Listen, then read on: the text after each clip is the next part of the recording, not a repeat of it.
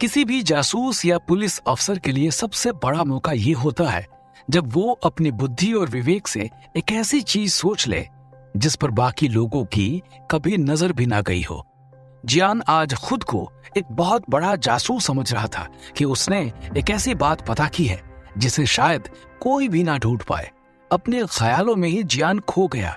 रितिका ने उसे चिल्लाकर जगाया, जियान, तुम कहाँ खो गए? जियान ने थोड़ी देर सोचकर फिर रितिका को जवाब दिया, मिल गया। रितिका पूछती है, क्या मिल गया? जियान मजाक करता है, आपके लिए रिश्ता, और क्या? अरे ये भी कोई पूछने की बात है? अब जब हम सुराग की बात कर रहे हैं तो सुराग ही तो मिलेगा। रितिका चिढ़ते हुए उससे कहती है, चुपचाप मुझे बताओ तुम्हें क्या मिला? जियान बोलता है, या नहीं, उसके लिए हमें एविडेंस रूम जाना पड़ेगा पहले। जब हम देखेंगे तब हम जान पाएंगे। दोनों जल्दी से एविडेंस रूम की तरफ भागते हैं। इधर रितिका और जियान इन्वेस्टिगेट कर रहे थे तो दूसरी तरफ गगन ने चीफ से उनकी शिकायत की। चीफ आश्चर्य से पूछते हैं, क्या ये सच है? गगन जवाब देता है, बिल्कुल सच है सर। मैंने खुद अपनी आंखों से देखा है कि वो दोनों अभी भी इस केस को इन्वेस्टिगेट कर रहे हैं। उन्हें इस बात की चिंता नहीं कि यदि मुख्य कार्यालय को इस बात की भनक भी पड़ गई तो न जाने वो हम लोगों को क्या सजा दे। चीफ गुस्से में आकर अपने केबिन से निकल जाते हैं। गगन के चेहरे पर एक मुस्कान आती है और वो सोचता है, आज तो जियान जरूर ही इस ऑफिस से निकल जाएगा। जियान और रितिका बड़ी शांति से एविडेंस रूम के पास आते हैं। रितिका अपनी जेब से कुछ चाबियां निकालती है और बहुत धीरे से दरवाजे का ताला खोलती है। जियान रितिका को चढ़ाने के लिए बोलता है, मुझे यकीन नहीं हो रहा रितिका जी, आपने ये चाबियां चुरा ली? वाह, क्या बात है, बड़े अच्छे से आप हाथ की सफाई करना जानती है। रितिका घूर कर जियान से बोलती है, अपनी जुबान और अपना दिमाग दोनों बंद रखो। जियान तुरंत जवाब देता है, जुबान तो ठीक है, लेकिन अगर दिमाग बंद कर लिया तो आपको सबूत कैसे दिखाऊंगा? बिना कुछ कहे रितिका आगे बढ़ती है और उसके पीछे पीछे जियान भी अंदर आ जाता है। दोनों भावना के केस के सबूत जो उन्होंने पहले इकट्ठा कर रखे थे उसको देखते हैं। उसमें भावना के कुछ व्यक्तिगत सामान के अलावा ऑफिस की 2-4 चीजें और थी। रितिका पूछती है, मुझे बताओगे कि तुम क्या ढूंढ रहे हो? जियान जवाब देता है, जूते, जो हमें छत पर मिले थे। जियान को आखिरकार वो जूते मिल जाते हैं। उन्हें एक सील पैक बैग में रखा गया था। उसे देखते ही जियान की आंखों में एक चमक आ जाती है और वो रितिका की तरफ देखता है। रितिका उससे पूछती है, तुम क्या कर रहे हो? जियान जवाब देता है, रितिका जी, क्या आपके पैर में से बदबू आती है? रितिका के सब्र का बांध टूट जाता है। इतने वक्त से उसने अपने गुस्से पर काबू किया, लेकिन बार बार इस लड़के ने उसे परेशान करके सारी हदें पार कर दी। भला इतने जरूरी केस में भी इसे मजाक सूझ रहा था। ये सोचते ही रितिका ने जियान को थप्पड़ मारा। जियान ने अपने हाथ से चेहरा ढका और रितिका से बोला, ये क्या है? मुझे क्यों मारा? रितिका ने जियान को उंगली दिखाकर कहा, आजकल तुम कुछ ज्यादा ही बकवास कर रहे हो। अब ये सब छोड़ो और मुझे बताओ कि तुम क्या करना चाहते हो। जियान डर के मारे 2 कदम पीछे जाता है ताकि उसके और रितिका के बीच में अच्छी खासी दूरी बनी रहे और फिर रितिका से कहता है, रितिका जी, आप अपने जूते निकाल दीजिए और मुझे दे दीजिए। रितिका अपने पैरों से जूते निकालती है और गुस्से में उसके पास आकर उसके सर पर मारती है। एक बार मार खाकर जियान फिर पीछे जाता है, लेकिन रितिका बार बार उसके पास जाकर जूते मारने लगती है। जियान उसका हाथ पकड़कर उससे कहता है, अरे मेरी माँ, मैं मजाक नहीं कर रहा हूँ। मुझे आपका जूता किसी चीज को साबित करने के लिए चाहिए। ये हमारे केस से ही जुड़ा हुआ मामला है।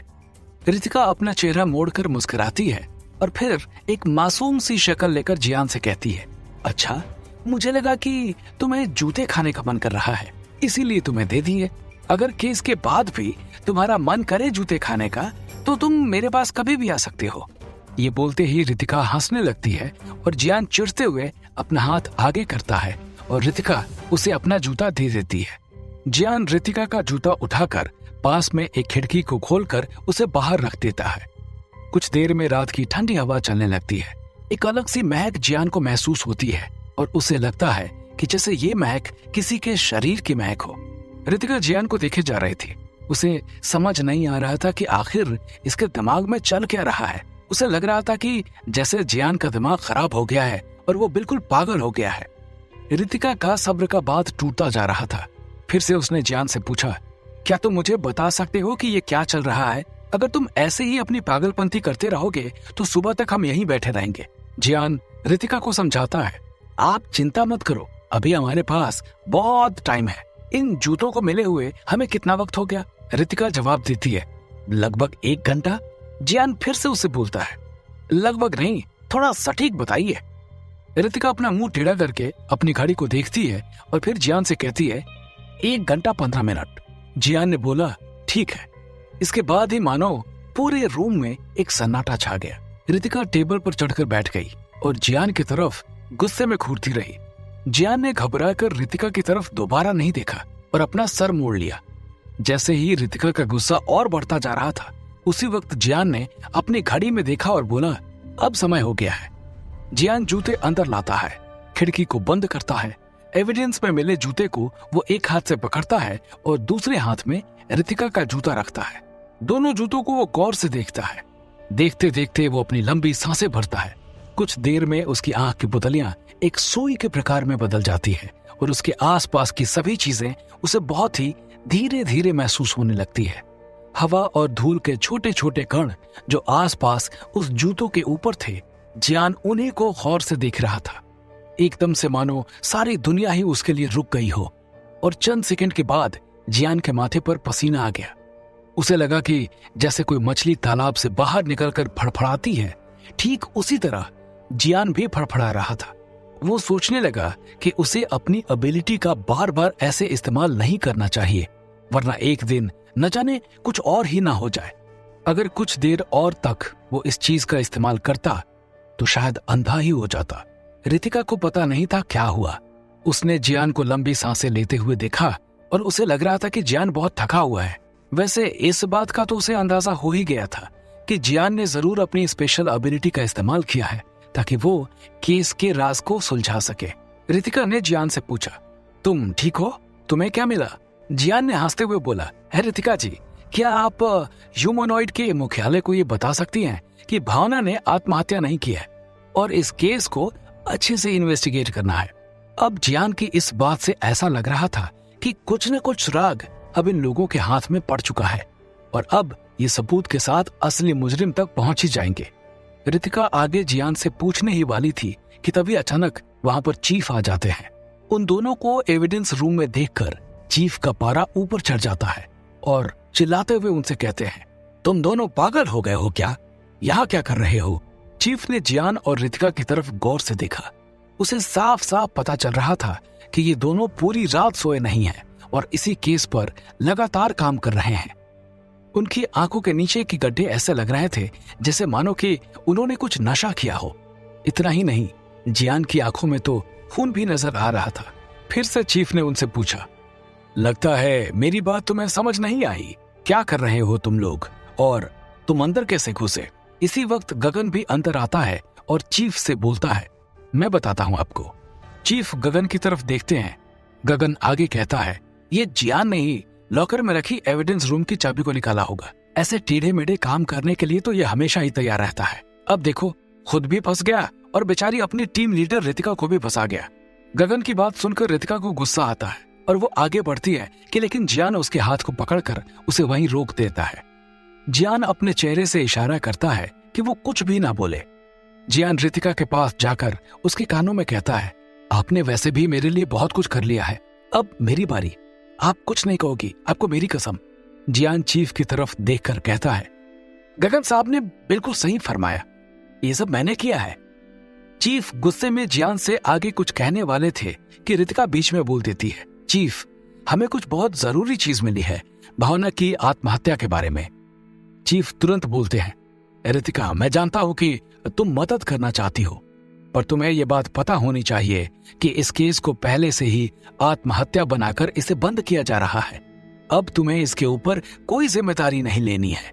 ये बोलते ही वे वहां से जाने लगे, लेकिन रितिका दौड़कर उनके सामने खड़ी हो गई। वो चीफ को जाने नहीं दे सकती थी जब तक कि वो सही से उनकी बातें न सुन ले। उसने चीफ को बताया, भावना ने आत्महत्या नहीं की और अब हमें सबूत भी मिल चुका है। ये बात सुनकर चीफ का मूड बदल गया और उन्होंने रितिका और जियान को अपने केबिन में आने को बोला। रितिका और जियान चीफ के पीछे पीछे चले गए। वहां मौजूद गगन को बड़ी खुशी मिली कि आज तो ये जियान का चैप्टर खत्म ही होगा। चीफ के केबिन में रितिका बीच में खड़ी थी। जियान को बार बार झपकी आ रही थी। नींद के कारण उसकी हालत खराब थी और बीच में ही वो अपनी आंखें बंद करके सो गया। चीफ ने देखा कि उसके मुंह से खर्राटे आ रहे हैं। चीफ ने एक पैन उसके मुंह पर मारा और जियान हड़बड़ा कर उठा। चीफ ने रितिका की तरफ देखकर बोला, तुमने कहा था कि तुम्हें सबूत मिला है कि भावना ने आत्महत्या नहीं की। रितिका ने जवाब दिया, बिल्कुल, हम एविडेंस रूम में ही इस बात का सुराग ढूंढने गए थे और वहां पर हमें कुछ अलग मिला। ये सुनते ही चीफ थोड़ा भड़क गए और उन्होंने रितिका से बोला, ये सब बकवास में तुमने खुद को भी फंसा लिया है। रितिका ने कहा, हमारी प्लीज अब बात सुने। जियान के हाथों एक बहुत ही पक्का सबूत मिला है। रितिका जियान की तरफ देखती है और उससे कहती है, तुम बोलोगे कुछ? जियान चीफ से कहता है, हाँ सर, रितिका जी बिल्कुल सही कह रही हैं। इस केस का बहुत बड़ा सुराग हमारे हाथ लगा है। भावना के जूतों ने बहुत सारे राज खोल दिए हैं। अब बस हमें उन्हें अच्छे से इन्वेस्टिगेट करके उस असली मुजरिम तक पहुंचना है। जियान चीफ को आगे बता रहा था कि अचानक चीफ ने उसकी बातों को रोक दिया और कहा, अब इन बातों के लिए बहुत देर हो गई है।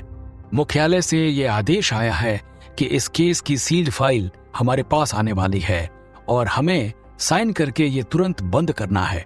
रितिका बोलती है, सर अगर हम उन्हें समझाएंगे तो वो शायद हमारी बात सुने। चीफ अपना सर हिलाकर मना करते हैं और कहते हैं, अगर ये बात किसी और के हाथ में होती तो मैं कोशिश भी कर लेता, लेकिन ये बात अभय ठाकुर के हाथ में है। यह नाम लेते ही चीफ की नजर नीचे झुक गई और रितिका भी अचानक से खामोश हो गई। जियान ये देखकर समझ सकता था कि चीफ और रितिका दोनों ही इस नाम से घबरा रहे थे। जियान अपने मन में कहने लगा कि आखिर ये अभय ठाकुर है कौन? चीफ अभय का नाम लेकर डर क्यों गए? आखिर उनके डर के पीछे का राज क्या था? क्या ह्यूमनॉइड एजेंसी भावना के केस को इन्वेस्टिगेट कर पाएगी? ये सब जानने के लिए सुनते रहिए विचित्र वर्ल्ड, सिर्फ पॉकेट एफएम पर।